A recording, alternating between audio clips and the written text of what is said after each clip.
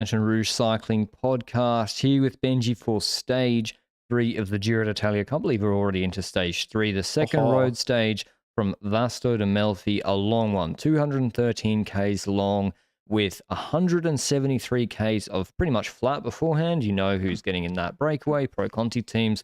And then a really interesting finish. This was, I dare say, a Michael Matthews stage of old Benji. Maybe a Magnus Court stage, but then it went back to being a Michael Matthews stage after Mont last year. 6K, 6.5%, a descent which I never saw ever happening, and then of about 2 minutes duration, and then another 3K, 6% before a stepped downhill to a lumpy finish, about 28Ks, 30Ks of controlling.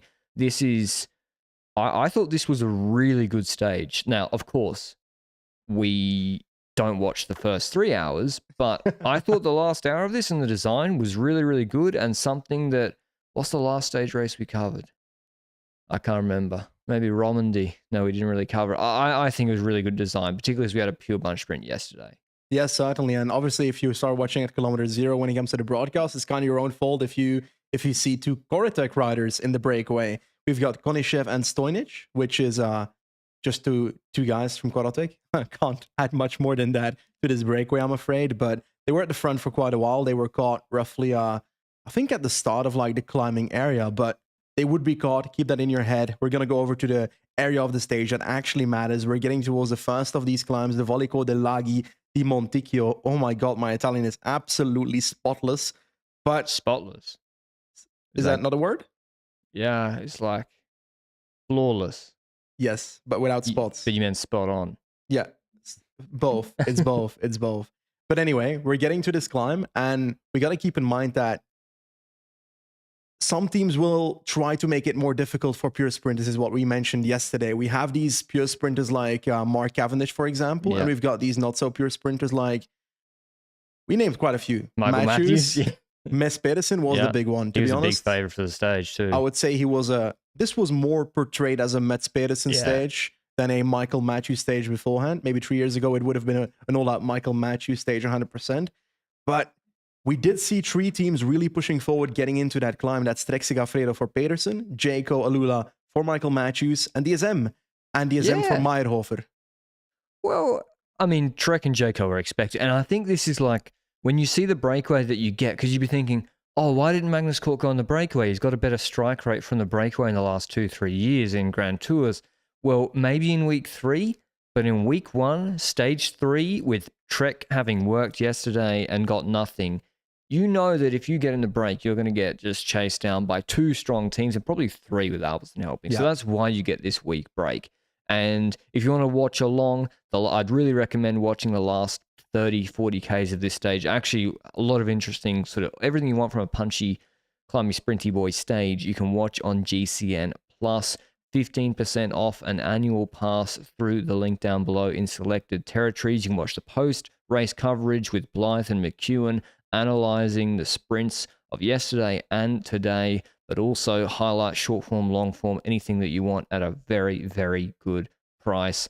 So yeah, go and check it out. Thanks to GCN for sponsoring Giro coverage on LRCP, and it's an essential companion, to be honest, to follow along.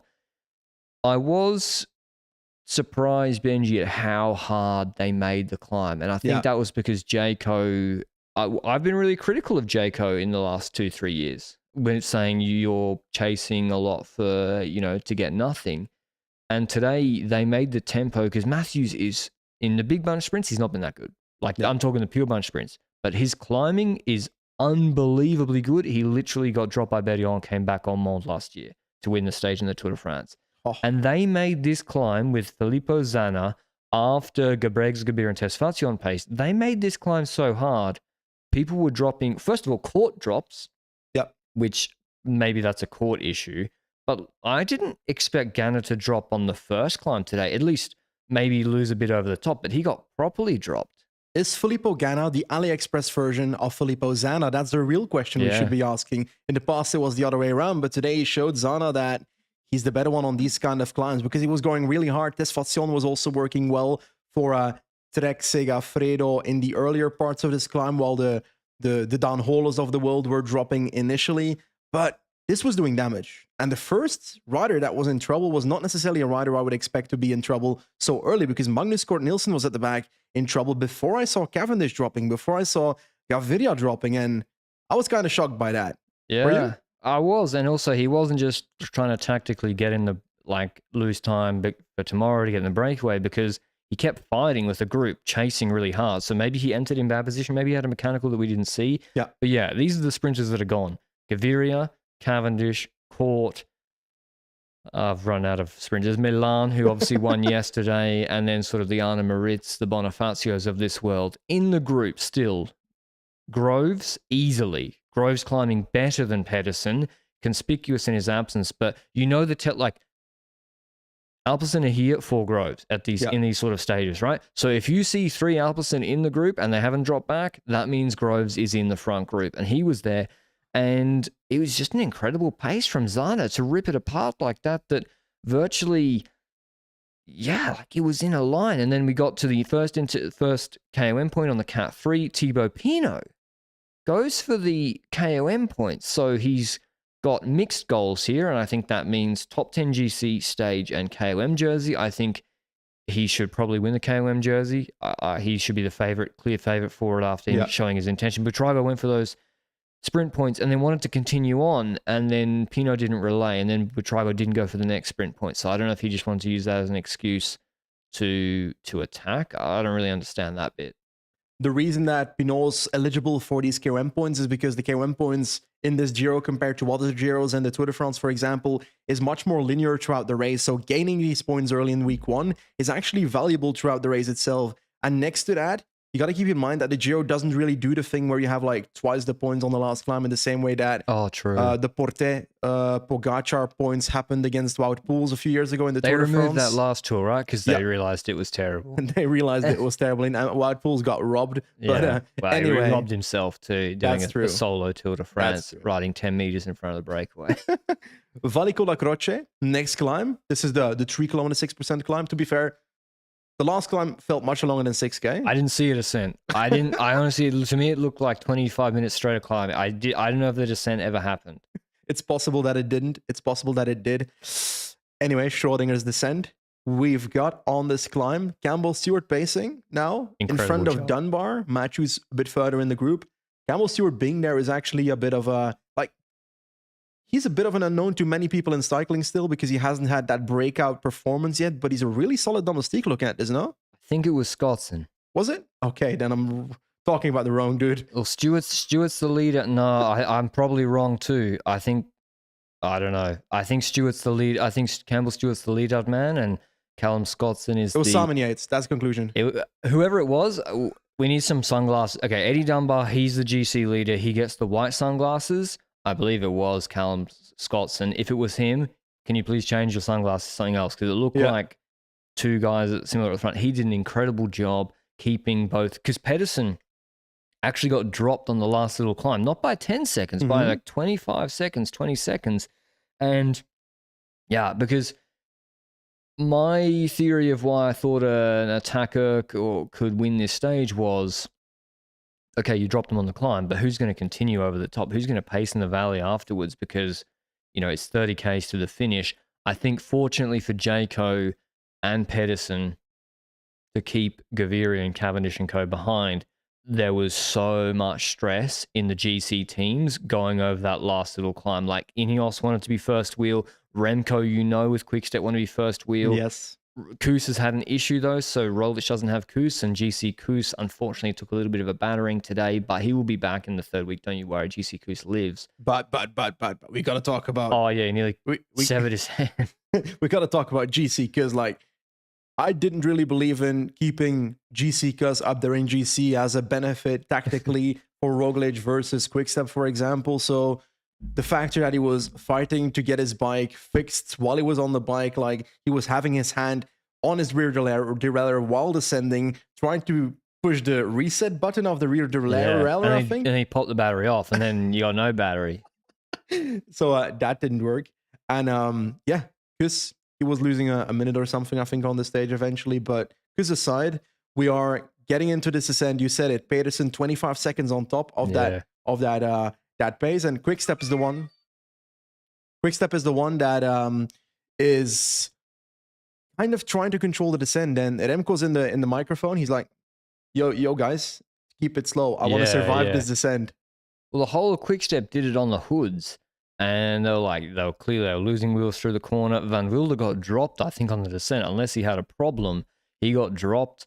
And who else? Almeida was caught up in a crash at the back on the descent. But we knew with Pedersen having 3 teammates around him, including Gebregs, he's going to make 25 seconds back because the GC teams have no incentive on a wet, rainy descent, Italian roads, whatever. They do not want to crash out. They're going super slowly. So that also, Roglic moved up. Hessman was there and Koen Bowman. He didn't have Sepp Kuss. Catania, Vivarka were the 2 who were really the main domestiques for Remco. Seri was involved in a crash, but he looked in pain, but standing up. Don't know what the result of that was.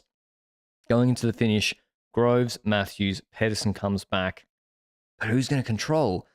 That's the thing. And there's also this intermediate sprint. So maybe this was my misreading of it. From about 20Ks to 10Ks, the controlling was done for the Climby Sprinty Boy teams by the GC teams because GC Kuss, but Roglic and Remco wanted to be in first 5 wheels, wanted to go for this intermediate sprint, and so no one was coming back despite Arkea setting up a 3-man train for Warren Barguil. I thought Decker was there, and then they were just pacing, caught in the wheel a minute behind.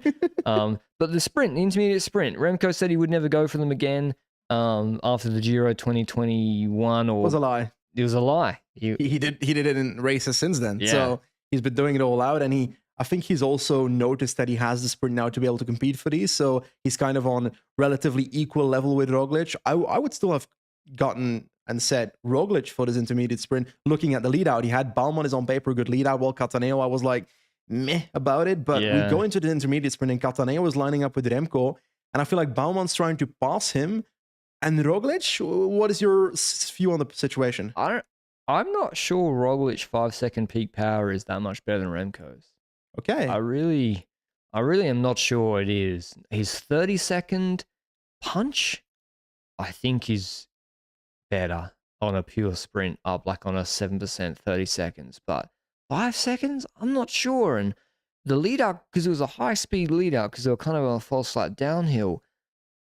And basically, Bowman starts the lead out. Roglic was looking left and wanting to follow Remco and not trusting his lead out at all. He doesn't really follow Bowman properly. Remco moves across and just claims Bowman's wheel with no contest from Roglic.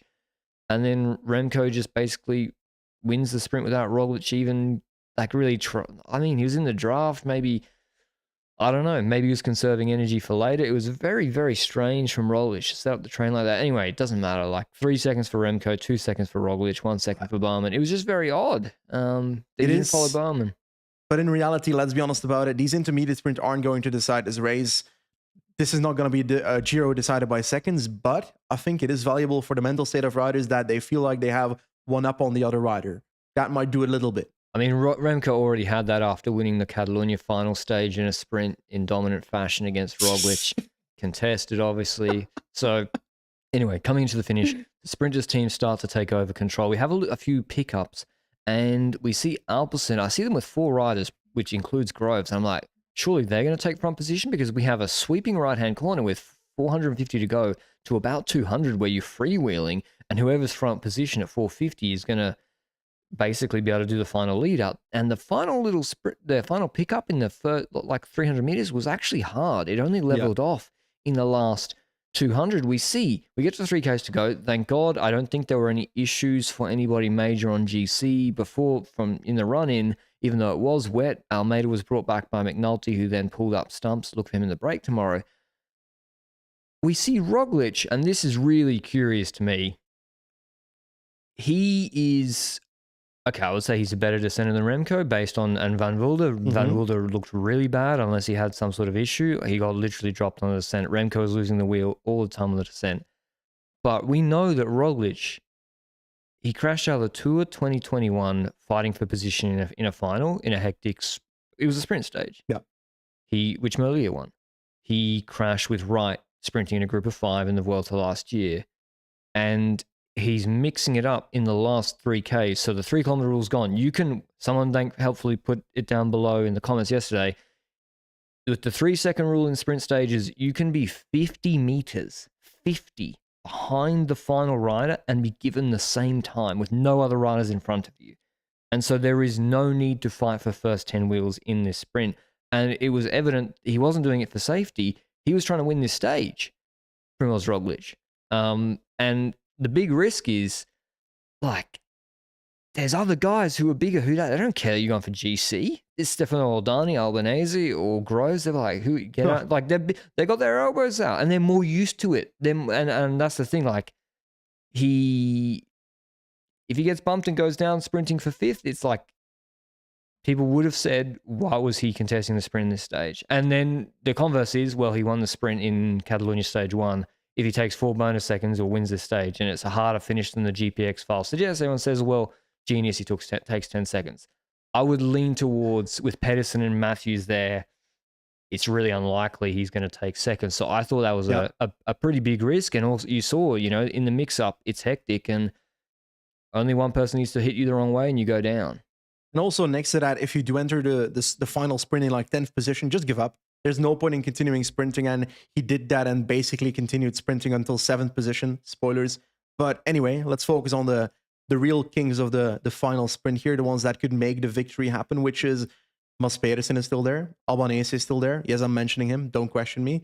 Matthews is still there. And Groves is still there, who climbed very well, like you said. We saw it at Catalonia last year. He was climbing so well in those stages. So I was looking forward to see them compete, but the lead out was led by Trek Segafredo in these windy corners. And we saw the lead out being Mollema, who was a really strong ride, but who was the second rider behind? Was it Squins? I'm pretty sure it was Squins. Yeah. Okay. Because and that's why they had numbers, because they had sort of a versatile squad who can get over those climbs like Mollema, like Squins, like Gebregs could be, who can bring Pedersen back. And then Squins actually did a decent lead out, I thought.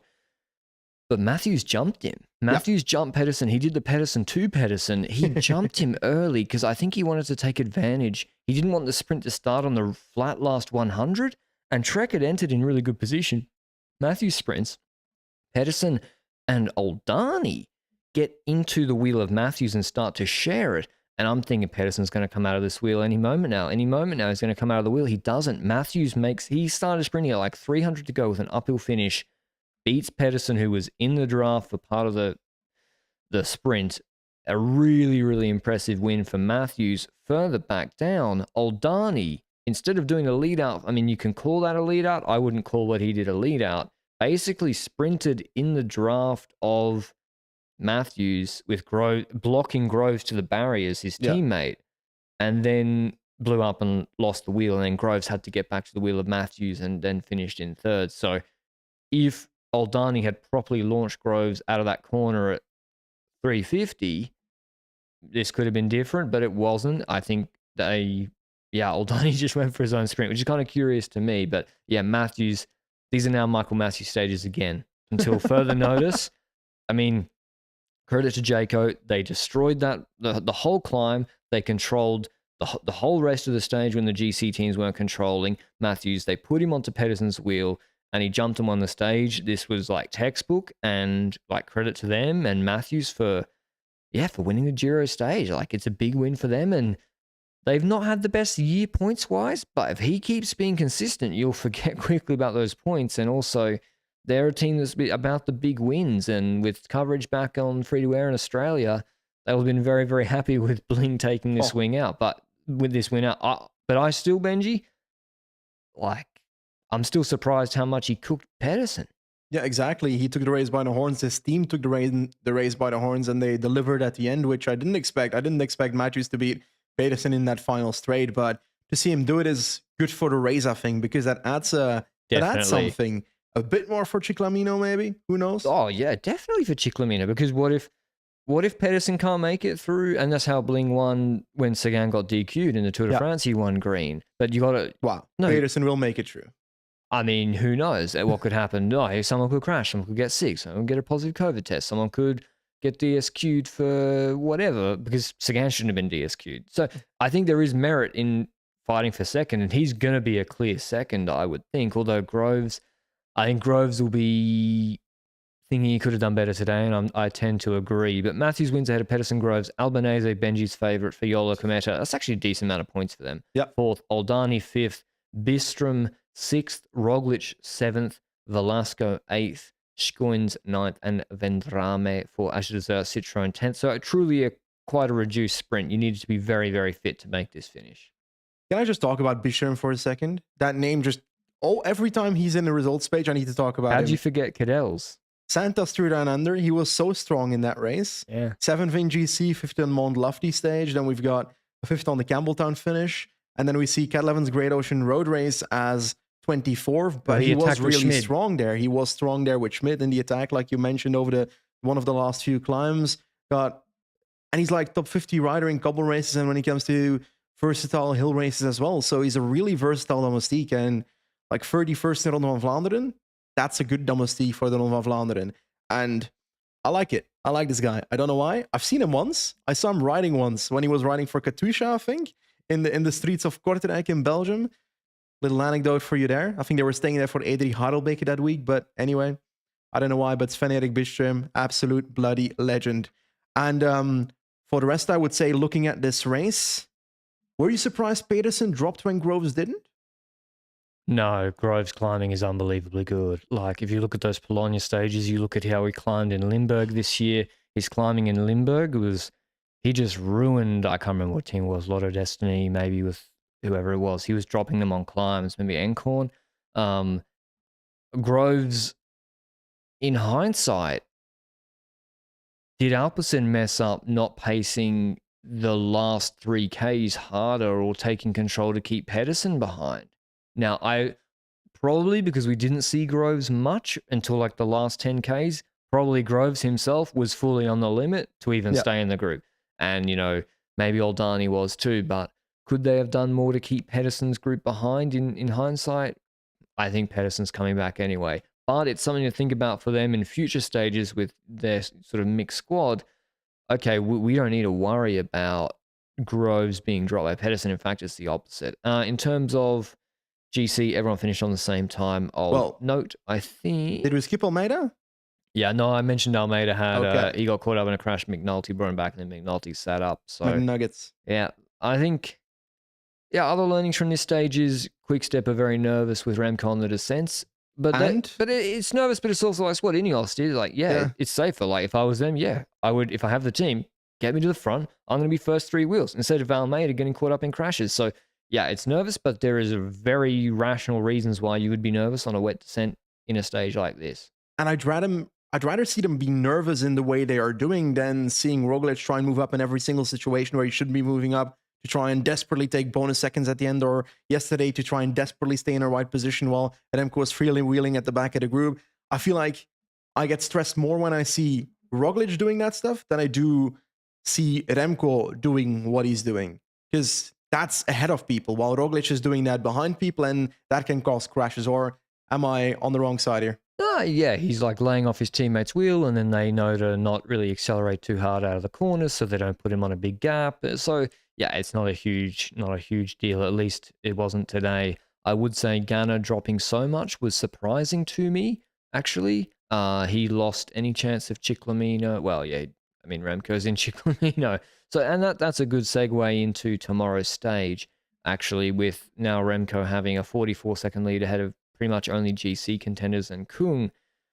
Venosa stage 4 to Lago Laceno. This is the first real test we'll see of the GC guys uphill, apart from obviously the time trial. This is a hard stage, 176 Ks. It opens with 3 medium mountain climbs of 3K 6%, 4Ks 5%, 6Ks 4.5%, all back to back. Then there's the Passo della Crocelle, which is 7.2Ks 5%, a descent, and then they do another climb of 8.8Ks 5%, then a valley that's pretty long. It's a 40K valley before the Colle Moella to Lago Laceno. I'm not doing any Catalan accent anymore. 4.3Ks at 9%, 9.7K 6% before a little descent and a plateau of 3 kilometers. So FYI, the 3 kilometer rule applies tomorrow. So if you are just getting dropped at the end of this climb, just You're fucked. Just puncture your tires because you get the same time as the group. That is, sorry, but that is so stupid. By the way, like, if you say at the end of the climb, you got to make sure you have the puncture after the top then, because the flat section's 3K, right? No, it's wherever the 3K banner. So if the 3K banner, they hit that on the climb, you're good from that onwards to just self-puncture, even if you're about to drop. Because the profile I'm looking at has the top at exactly 3K to go. Yeah, but it's interesting if it... Anyway, it's crazy that there is that rule for this stage. After a 4.2K 9% climb, that's a hard climb. And there's been a lot of discussion, Benji, about, will the breakaway take this? This seems to me the first realistic chance that the break can win in this... in this Giro d'Italia, especially because of that long valley for 1 hour after the second major climb of the day. But then, I don't know, it's a hard climb, and Remco went hard in Catalonia, but he's got a nice buffer here, which he didn't have in Catalonia. What do we think? What percentage chance are we giving the break tomorrow? The psychology going into the stage is whether Remco would also want to give the pink jersey towards a team in the breakaway, but I've been thinking about this for a few days, and I'm like, what will they gain from doing that on this specific stage? That depends on what stages follow afterwards. And if we look at stage 5, that's a sprint stage. Stage 6, that's a sprint stage. Stage 7 is Campo Imperatore, where they might not need to control in the first place that much. So I don't care too much if Remco gives the jersey away tomorrow. He needs to give it away by stage 7. And I think stage 7 might be the better choice then, because it doesn't really matter if he gives it away tomorrow, in my opinion, looking at that. Maybe you have a different opinion on that. I'll get to you in a second. But I will, however, say, I do think the break is having a solid chance of winning. I do think Remco will try and attack, knowing that he's had the moral uptick compared to Roglic so far, and might be like, let's try and hit him while he's a bit on the floor, you know? Yeah. He's won everything so far. The sprint, the TT, the battle for position. But Roglic should be in his wheel anyway. I mean, if Roglic gets dropped on this climb tomorrow, then like really there are problems. Mate. Because too short for Almeida. I know that's the problem for this. No, this, all jokes aside, isn't this the sort of stage where Almeida just like shells a minute? This is exactly the stage where he forgot to eat in the Giro. 21? Yeah. These are the sort of stages where he's like, it's not so hard. It's a break up the road, but they probably do like 3,500 altimeters on this stage. Now, but we forget that Joao Almeida is the GOAT, the best cyclist that has ever lived, and he will get to the top and he'll destroy everybody in the final sprint. I mean, you're not wrong. I did pick him to win this race overall, so I hope he doesn't lose a minute. But that's all immaterial. Brandon McNulty lost 4 minutes today. He's going to win this stage easily from the breakaway. That's why I assume he lost that time and pulled up stumps after bringing Almeida back. If he's in this break, there is absolutely nothing anybody can do against him, because the other sort of caliber of riders in this break that you might see would be, a Gebregs, Gabir, Taramay, Aliotti. Tesfazion, maybe? Tesfazion probably will try, like Trek will try and get 2 in. Armirail, Dombrowski, who I think was caught up in a crash today. Verona also lost 4 minutes or so today. I don't know how much time Ulisi lost, because if I was... He was in the train that brought where McNuggets was bringing back Almeida. Okay, well in that case, I think McNulty is going to win this stage. He's looked average before, like in the Tour de France last year, and then he was the strongest and would have won the stage that Ugo Ull won, but he was on duty for Pogacar. He would have won that stage easily from the breakaway. So yeah, I think McNulty will win from the break. I think that's a solid name. Taramay also lost 5 minutes and 47 seconds, so he's also a name that I put high up there. Bettiol lost 6 minutes 57, so I would also rhyme him. De Marchi, 6 minutes 57. But I'm going to go, despite me saying Taramay for these kind of stage all the time, or De Marchi, I would go for, oh God, I just forgot which rider I was going for. Did something happen with Bob Jungels recently? Because he lost 9 minutes today, and I feel like that seems like a rider that I'd drop in there. Yeah. I mean, maybe he got dropped and then was like, well, why not lose another 8 minutes? Okay, Bob Jungels is a good pick. Warren Barguil is on 5 minutes. He's also an option. Fiorelli for Bardiani. There's a lot of guys that should be trying to get in this breakaway. Velasco? Ben Healy. Will Ben Healy be allowed in the break? Isn't he a bit tight on GC? Like, really, there should be... But who will close and who will care about Ben Healy? Who's on 2 minutes 07? They shouldn't, really. But that's why Pink might not change hands tomorrow. Mm-hmm. It might not because McNulty's on 4 minutes and they might only win by 2 minutes. But I really think the break will win. And you look at the start of this stage and how uphill it is, that really screams to me Healy, McNulty, and climbers like Tesfation. You mentioned Dombrowski for Astana, but I feel like these are the stages where they would send their entire team to try and get it. So would you say Velasco or Scaroni also have a chance to be in the breakaway? Or Battistella is probably a bit... No, I don't know. Battistella has done some decent climbing in the past, but... I would go Scaroni, but he crashed, I think. I think he's quite good. Dombrowski too, so everybody's crashed at Astana. Yeah. And Moscon's washed. Yeah, Moscon's not winning this stage. I mean, 4K is 9%. You got to have, you got to be able to climb well, and it's not so long after that. So, yeah, I think it'll be a decent climber that wins tomorrow. In terms of GC, what do you think? What size GC group do we have? What size GC group? 3 guys. Fuck it, 3 guys. We're gonna have Remco Evenepoel. We're gonna have Jay Vine. Yep. Almeida's the missing piece. And Roglic, and Almeida's gonna follow in the back mirror. Yeah. 10 meters behind on the climb. And Portuguese Twitter's gonna go so mad at Vine. Their heart rate is gonna be whoa. They're gonna, why didn't Jay Vine drop back for Almeida? They're gonna do it 100%. How much do you want to bet? That's going to be all the tweets. And it's like, Jay's going for his own GC. And also it's better that they both stay in their own GC for the rest of this race. Maybe Almeida should just hold the wheel on the climb. Almeida wins the stage. Okay, I don't know how that's happening. Because I don't think UAE will pace all day. And especially if McNulty's up the road, that would be glorious. Anyway, that was our preview of stage 4 tomorrow. We say it should be a good one. I think today's stage was actually outstanding. Tomorrow might be a bit of domination in the breakaway, the way I see it, but who knows? Hope you enjoyed the podcast, as always, and we'll be back with our coverage tomorrow. Till then, ciao.